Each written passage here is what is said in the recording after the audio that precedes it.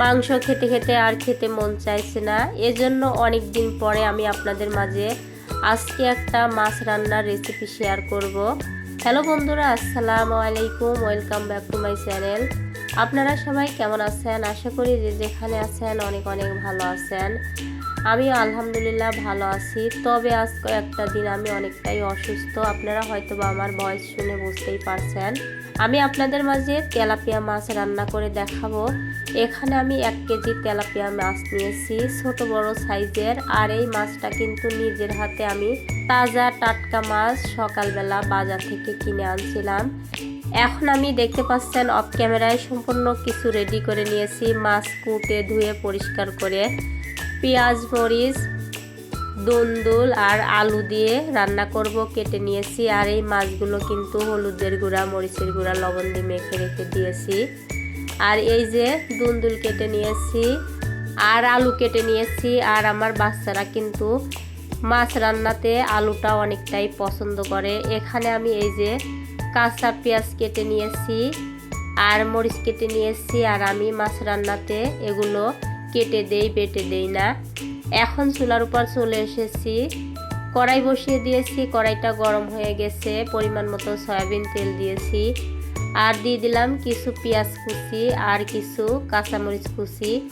এখন আমি এটা দিয়ে কিন্তু বাগার বানিয়ে নেব। তবে আমরা কিন্তু এটা ভাজনা বলে থাকি। এই ভাজনাটা আমি সুন্দর করে এই যে ভালো একটা কালার করে বানিয়ে নিলাম, দেখতে পাচ্ছেন। এখন এর উপরে আমি জিরা দিয়ে দেব। আর জিরাটা দেওয়ার পরে এভাবে করে তেল ছড়াই দেব, তাহলে জিরাটাও কিন্তু সুন্দর মতো ভাজা ভাজা হয়ে যাবে। এখন আমি বাগারটা উঠে নিয়েছি। এ পর্যায়ে মাছগুলো ভেজে নেব। এই যে মাখানো মাছগুলো দিয়ে দিলাম।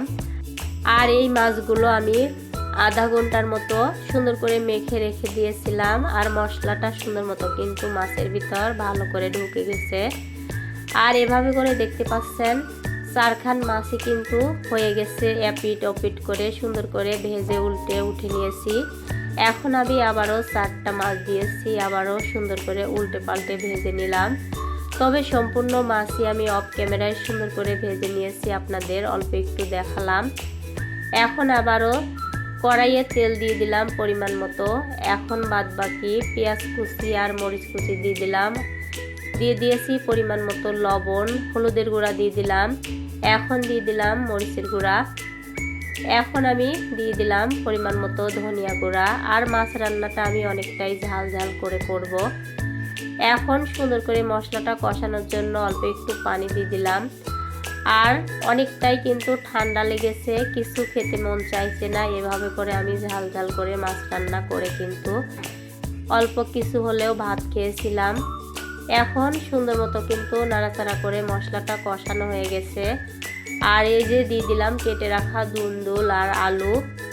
আর এই দুন্দুলটাকে কিন্তু আমরা পুল্লা বলে থাকি, তবে অনেকেই কিন্তু অনেক রকম নাম বলে থাকে। আর অনেকটা সময় নিয়ে আমি মশলাটা কষিয়ে নিয়েছি, আপনাদের সময়টুকু কম দেখিয়েছি। এখন আমি এই যে অল্প একটু পানি দিয়ে ঢাকা দিয়ে রেখে দিয়েছিলাম 10 মিনিটের মতো।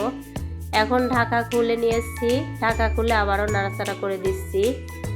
আর অনেকটাই অসুস্থতার জন্য ছোট ভিডিও করতেছি, অনেকটুকু আপনাদের দেখাই নাই, আগের থেকে বললাম।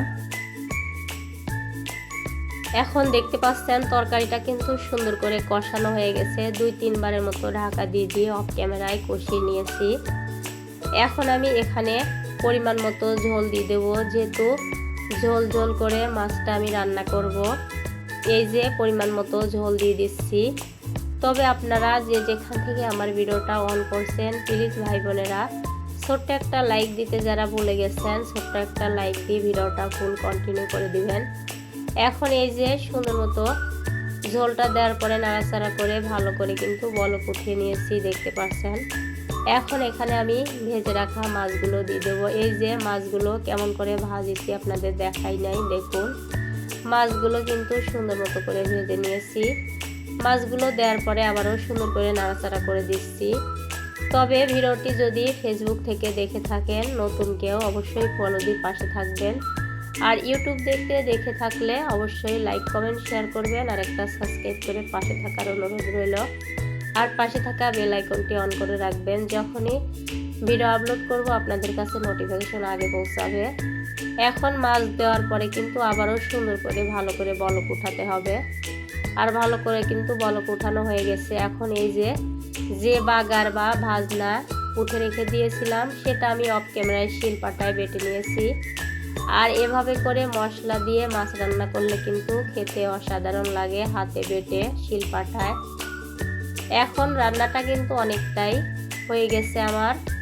আমি নামিয়ে আপনাদেরকে পরিবেশন করে দেখাবো। এই যে সুন্দর মতো হয়ে আসছে।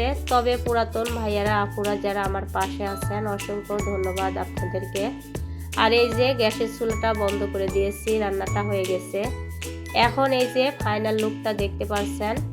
আর এই রান্নাটা কিন্তু আমি আপনাদেরকে বেড়ে দেখাবো না, অনেকটাই অসুস্থতার কারণে।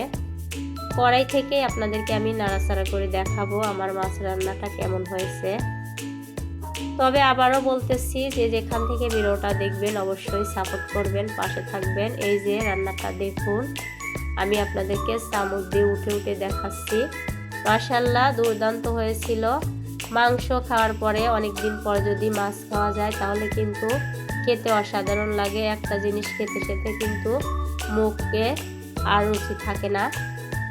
তবে আমার রেসিপিটি কেমন লাগলো অবশ্যই আপনারা কমেন্টে জানিয়ে যাবেন। ভালো লাগলে লাইক কমেন্ট শেয়ার করবেন, পাশে থাকবেন। আজকের মতো রেসিপিটা এখানেই শেষ করছি। অন্য কোনো দিন অন্য কোনো নতুন রেসিপির সঙ্গে দেখা হবে। ততক্ষণে সবাই ভালো থাকবেন, সুস্থ থাকবেন। আল্লাহ হাফেজ, আসসালামু আলাইকুম।